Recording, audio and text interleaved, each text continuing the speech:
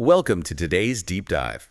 We are thrilled to have you joining us for a genuinely mind-bending mission today. Oh, it is a wild one. It really is. So I want you to imagine for a second that you are walking down the stairs into the basement of your office building. Right, just a normal Tuesday. Exactly. You're expecting the usual sights and smells, dusty storage boxes, the hum of an HVAC system, maybe some flickering fluorescent lights. That's standard basement stuff. Yeah, but instead you open the door to the lower containment floor and you find that a literal expanding micro-universe has taken over the room. Which is just, the ultimate nightmare scenario for any facility manager. Oh, without a doubt. It's pressing right up against the walls, warping the very fabric of reality.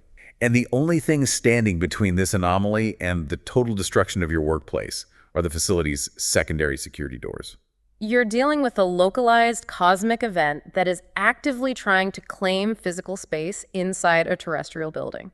And we've got our hands on a highly classified internal technical report that details this exact scenario. We do. It's a fascinating document. Right. It's titled the Project 337 Dimensional Release and Relocation Protocol. And it was written by a science officer named Chrispy. Yeah, from an operational group known as the Siege Cats, which is quite a name. It really is. And the goal of this deep dive isn't just to gawk at a wild sci-fi premise. We're going to unpack the meticulous protocols of how to safely package, transport, and release an entire reality. Because Chrispy isn't just looking at a universe in a basement and panicking, they're figuring out how to carefully mail it back to its home dimension.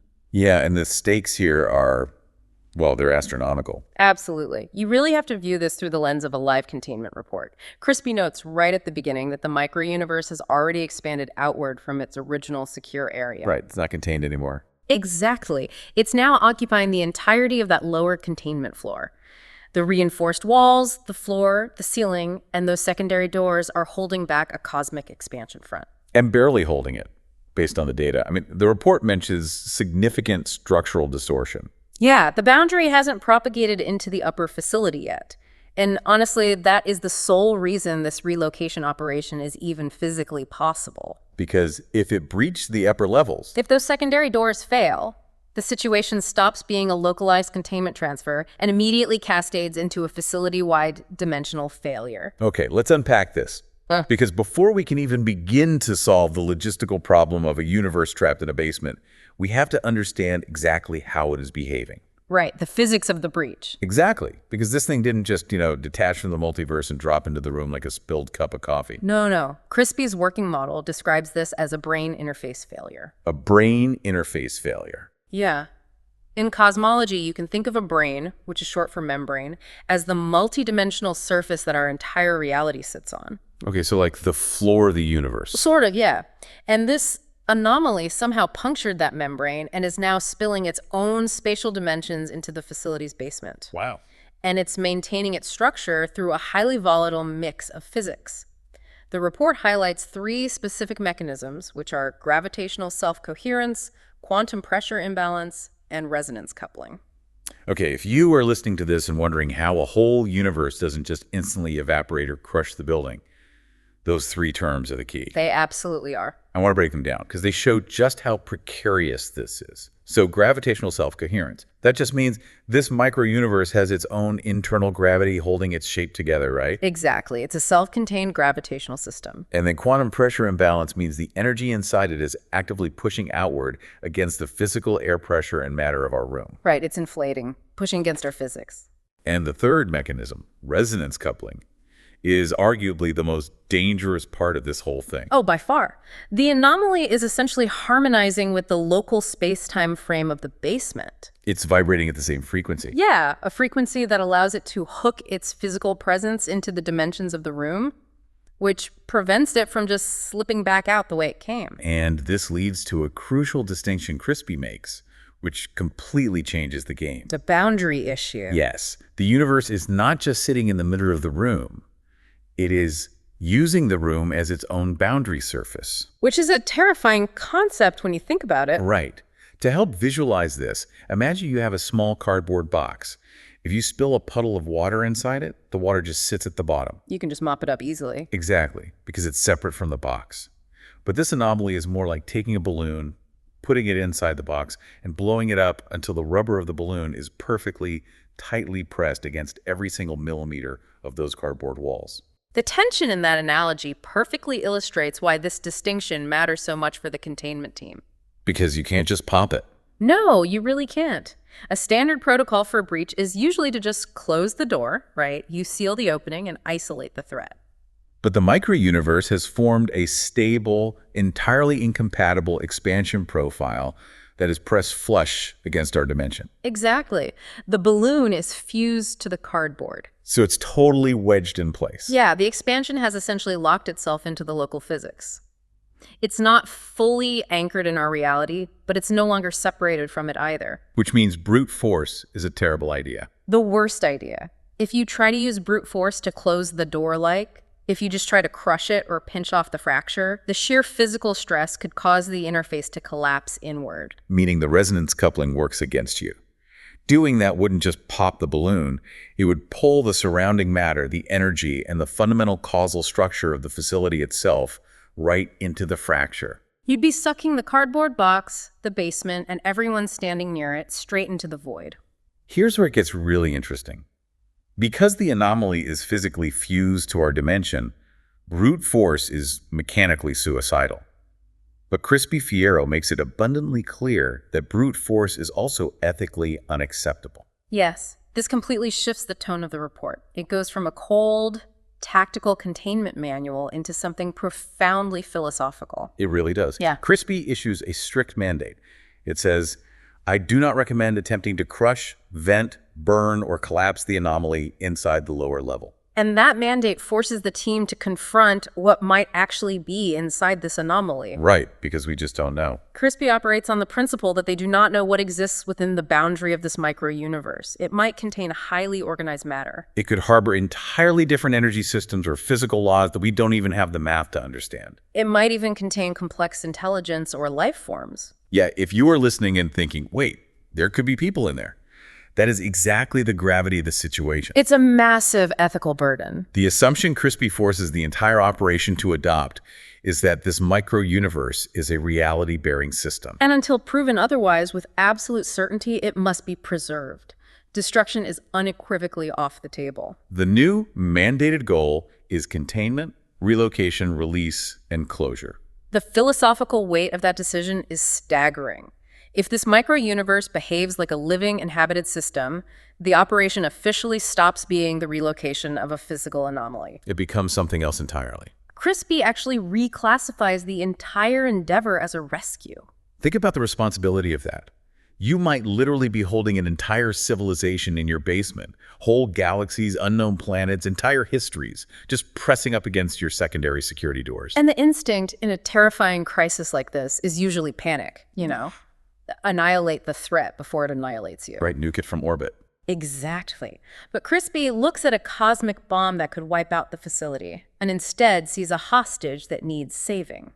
It requires an incredible amount of calm, methodical compassion to treat a highly dangerous, facility-ending anomaly with such scientific reverence. It really does. But knowing we have to save it rather than vent it or burn it brings us to an engineering nightmare. Oh, the logistics are a nightmare. Right. How do you safely package and transport something as fragile, massive, and dangerous as an entire universe? You certainly can't slide it into a moving crate. No. The team needs a containment vessel far more robust than anything made of conventional matter. So what do they use? Well, the report details the work of an engineer named Delpa who constructs something called a Chronocore conduit. This mechanism routes down from the main facility into the lower level where the anomaly is trapped. The technical specs on this conduit are wild. I mean, it is heavily shielded, phase-regulated, and mechanically isolated. And that mechanical isolation is non-negotiable. Why is that? Because the main Chronocore is essentially the massive dimensional tuning engine powering this whole operation. The conduit allows Delpa and Chrispy to deliver a highly precise energy field structure down to the anomaly without putting the Chronocore itself anywhere near the breach. Oh, I see. Because if the engine falls into the fracture, the facility is lost. Exactly. The conduit acts as a safe delivery tube for the containment technology. Now, when I read this section about the actual containment theory they were delivering through that conduit, I had to read the paragraph 3 times to make sure I wasn't hallucinating. It's definitely out there. The plan is to generate a controlled micro-black hole around the universe. Yep, a black hole. I have to push back on this logic. Black holes are the ultimate destroyers in the cosmos. They crush light, matter, and information into an infinitely dense singularity. How does the science officer justify using the universe's ultimate trash compactor as a rescue vehicle? It sounds like an absurdity, I know. But Chrispy relies on the specific anatomy of a black hole. The goal isn't to use the crushing power of the singularity at the center.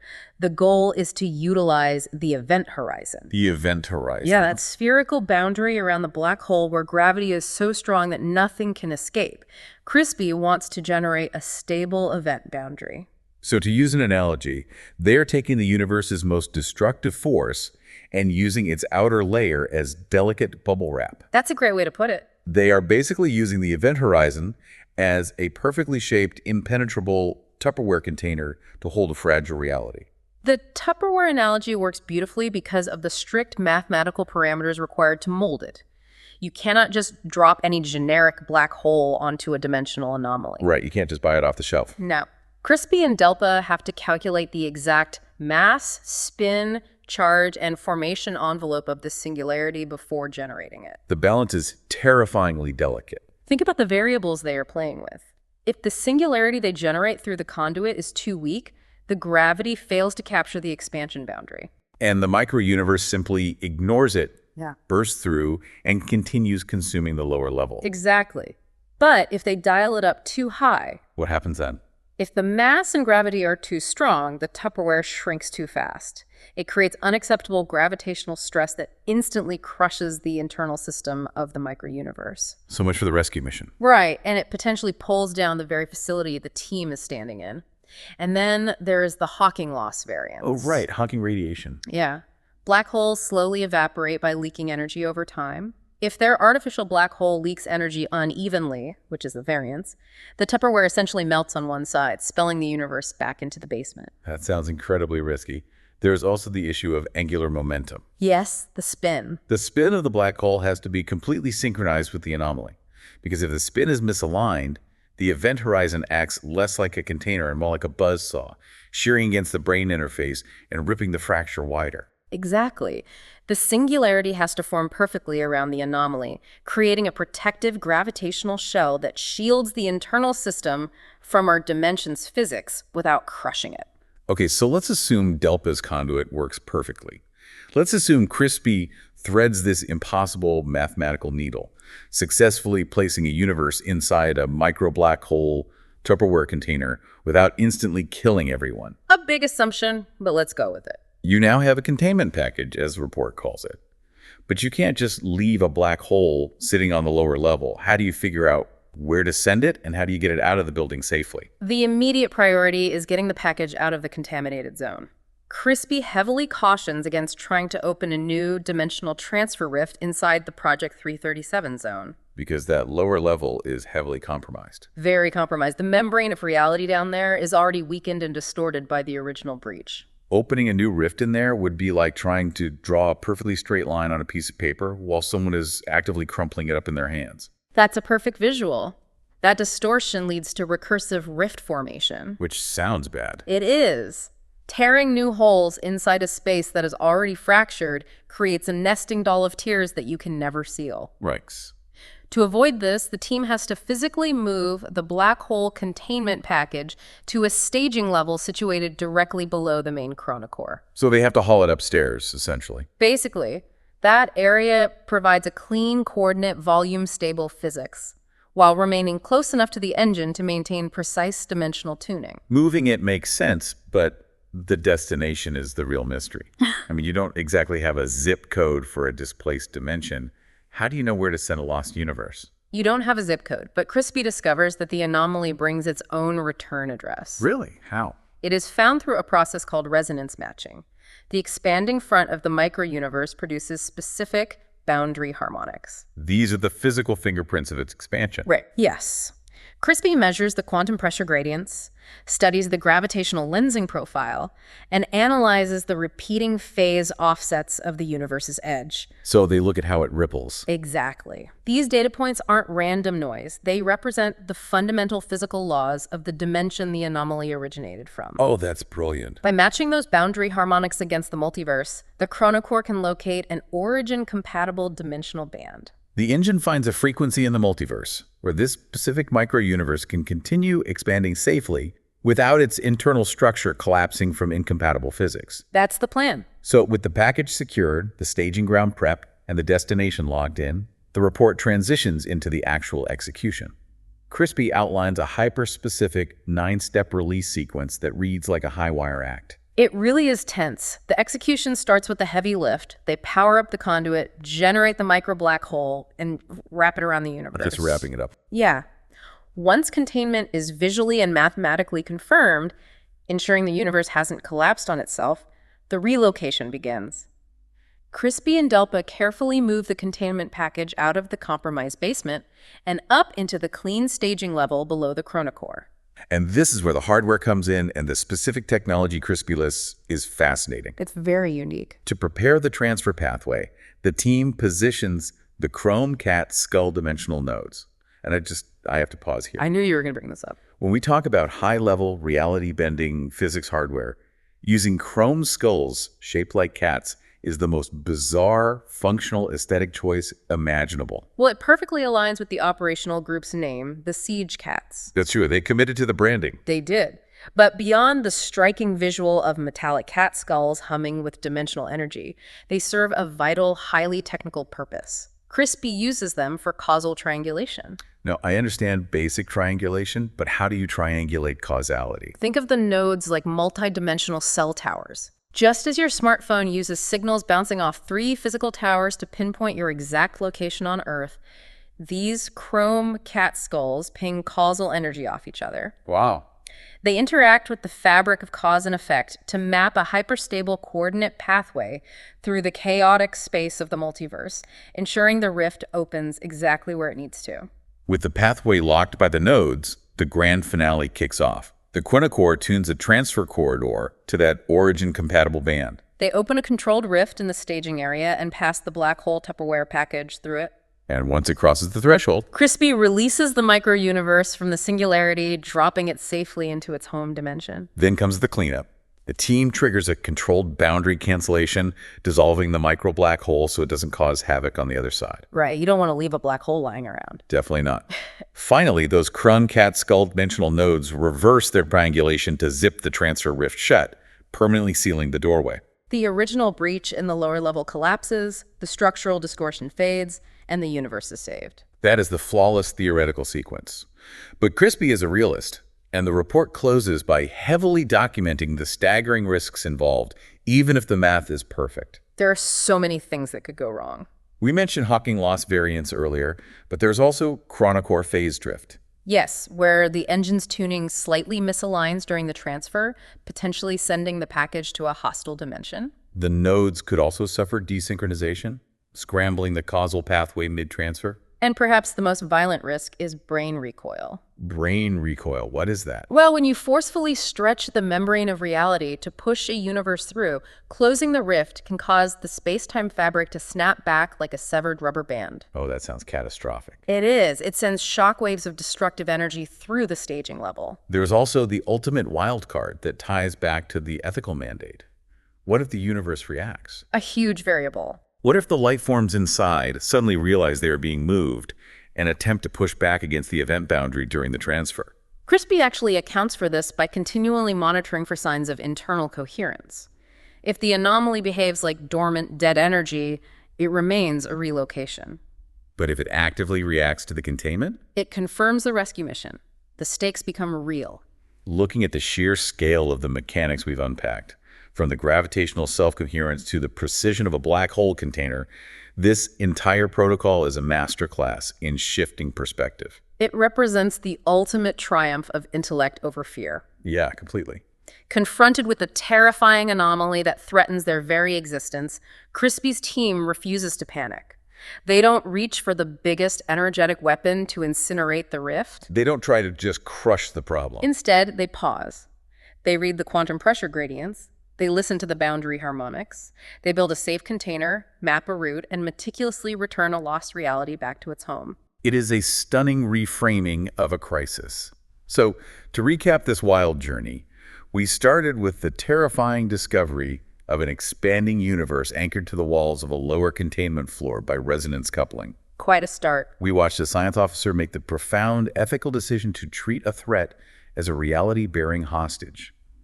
And we explored the mind-bending logistics of wrapping that reality inside a precisely tuned micro-black hole, moving it out of a contaminated zone, and shipping it home using causal triangulation from Chrome cat skull dimensional nodes. You know, the practical takeaway here extends far beyond dimensional physics. Oh, so? When faced with an overwhelming, seemingly impossible crisis, the instinct to use brute force is rarely the best answer. Attempting to slam the door shut on a complex problem usually just pulls the surrounding structure into the fracture. Making the collapse exponentially worse. Exactly. The solution isn't to fight the anomaly. It is to understand its underlying mechanics. If you take the time to read the boundary harmonics of your own problems, to understand why they are expanding and how they are anchored, the crisis itself will often reveal the exact return address you need to resolve it. That is beautifully said. But before we wrap up this deep dive, I want to leave you, our listener, with one final, slightly unsettling thought to mull over. Uh-oh. Let's hear it. Think about the setup we started with. Walking into a basement and finding a micro-universe pressing tightly against the walls. We spend this whole time looking at the situation from Chrispy perspective, the giant science officer looking down at the tiny, contained anomaly. Right. But Chrispy realized that the universe had boundary harmonics, that it was a reality-bearing system, completely unaware of the facility outside its borders, just waiting to be safely relocated. A shift in scale changes everything. So if a science officer can look closely at a localized cosmic event and realize it's just a displaced reality, how do we know our own universe isn't just an anomaly? Oh, wow. How do we know that right now, our ever-expanding cosmos isn't just pressing tightly against the secondary security doors of someone else's lower containment floor, waiting for a very tall, very careful science officer to gently package us up in a black hole and send us home? Now, that is a thought that will definitely keep you up at night. Keep an eye out for giant chromed cat skulls. You never know when they might show up to triangulate our reality. Thanks for joining us on this deep dive. Stay curious, and we'll catch you next time.